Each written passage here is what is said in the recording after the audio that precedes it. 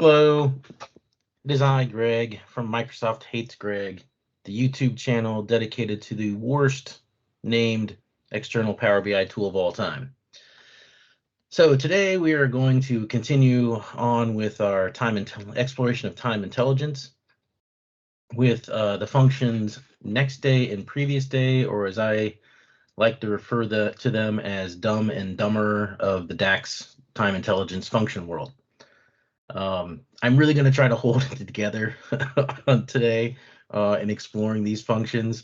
But I just have to tell you, I mean, these two functions kind of epitomize and encapsulate everything that's wrong with the DAX time intelligence functions. They're just so infuriating to work with, and I've tried to rationally, logically work out in my head why these two functions exist and work the way they do, and I just get into a logical loop, and it's like a circular dependency, and can never figure it out. So I'm going to try to hold it together today and try to go through this and kind of explain exactly what these things are doing. I can't tell you why they're doing what they're doing, but I can show you what they do, and then we'll show you how to actually do what you really probably want to do with Skookum. So we're going to flip the script a little bit today. We're actually going to jump into, normally I show you how to use the quick measure in Skookum, and then, I kind of go and explore, what's really these things, these alternative, the DAX functions are really doing. So what we're going to do today, though, is we're actually going to delve right in. I'm going to show you just why these functions just are so awful. So here I've got a really simple date table. There's two dates in here.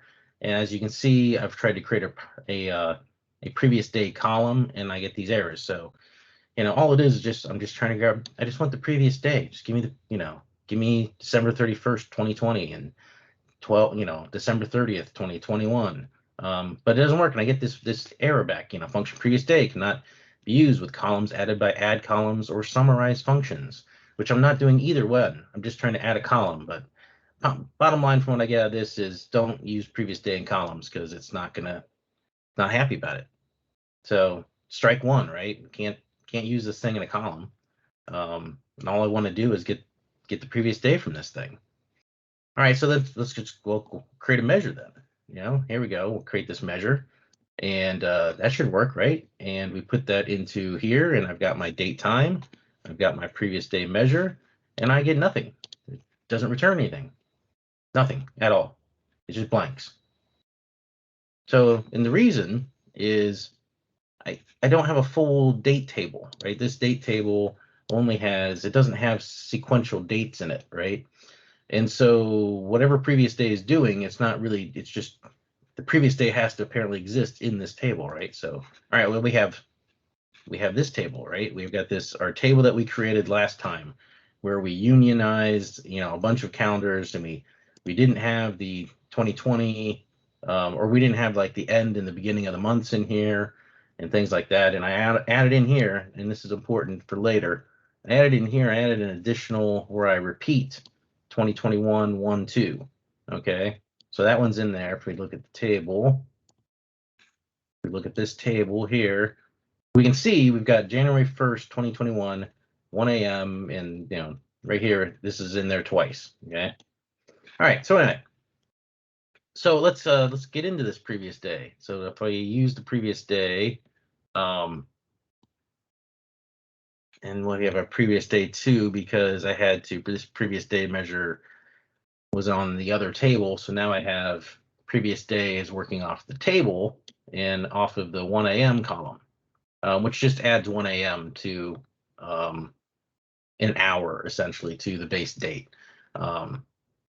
And you'll see why I did some of that here in a little bit. And so now if we look at that, here we go. Now we get some previous days, right? So we've got 1-3, we've got 1-2, and on down. And as you can see, when we get to the beginning of the month, we got these holes in here, and that's because February 1st doesn't exist in the table, so it returns a hole, a blank.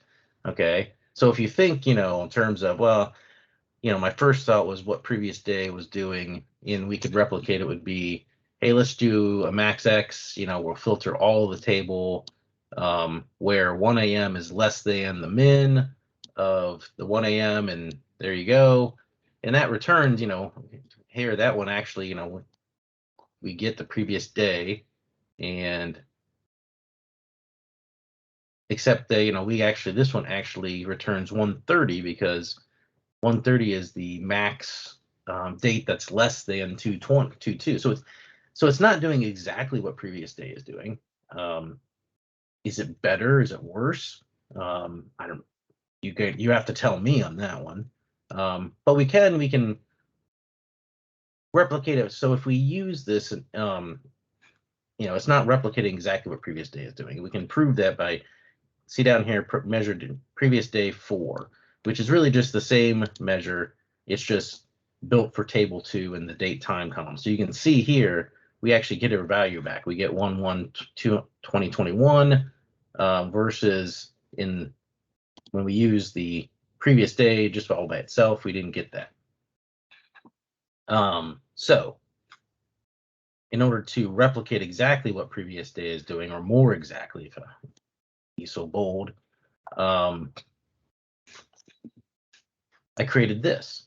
So this is maxxx filter all table 2 date time equal to the min of the date time minus 1, right? That's the previous day.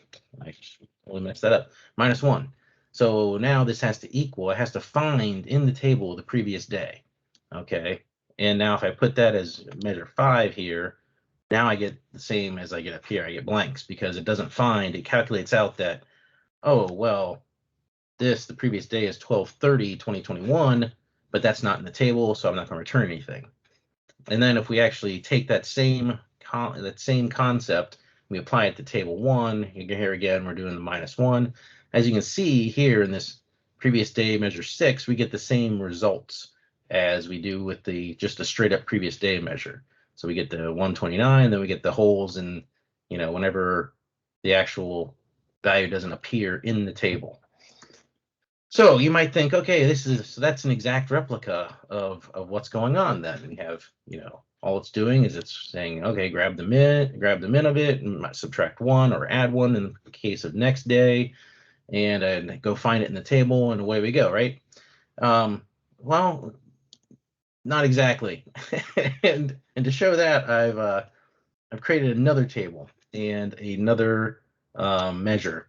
And this previous day measure is just using previous day, table 3 column. And I've got this table 3 here, and I've chosen these completely random dates of, April 20th, 1969 at 2 a.m. and, April 21st, 1969 at 1 a.m. So what I was thinking, is it really just doing a minus 1 and then finding the lookup in the table? Because if that's the case, then this shouldn't return anything, right? Because it should just be subtracting 1, which when it won't find, April 20th, 1969 at 1 a.m. in the table. So, but it does. See, look. So down here, I've got that previous day measure. So April 21st, 1969, and it finds April 20th, 1969 at 2 a.m. Even though it's not the same date time. So it's okay. Next question is, well, what if I have multiple date times in there? Which one is going to return? So let's go find out, right? We're going to go open this up. We're going to open this source, copy this, paste it down here, paste it again. We're going to change this to 1 a.m. and this to 3 a.m. and which one's it going to return? Is it going to return the min? Is it going to return the max? Burning questions that we must answer. Let's go ahead and close and apply on this, and let's see which one it returns. Here we go. Drum roll. I even knew it was coming. This still kills me. No, we get this error. This calculation error. A date column containing duplicate dates was specified in the call to function previously. This is not supported. What? Oh, it's like if I was to specifically try to be malicious and engineer a function that was as useless as possible, I don't think I could have come up with anything better. useless or anything compared to these two functions. I mean, because look at this error. What do you mean? It's been working. What did I do when I pointed it out? I said it's been work. I specifically engineered this to have two duplicate dates, right? But apparently it's fine if you have, two duplicate dates with the same time. But God forbid you have two duplicate dates with different times, because it just freaks out and can't handle it. Oh my gosh, sorry. I told you I was gonna try to keep this together. Okay. This is the stuff that just, you can't make up this kind of humor. Oh God, it's just so depressing, these two functions. Anyway, all right, so that doesn't work. So I mean, I could probably sit here and try to replicate exactly what these two functions are doing, this previous day and next day. Even though they flaunt their own documentation, and they tell you like, oh well, first date argument refers June 10th, and this function returns all dates equal to June 11th, 20. Well, 2009. Well, apparently not. They have different times on them, then they can't handle it. And it doesn't return all the dates. There's only one date. All right. So anyway, enough of this madness, right? What do we really want to do? And so I've created, obviously, with Mushgookum, we've got the to hell with previous date and to hell with next date.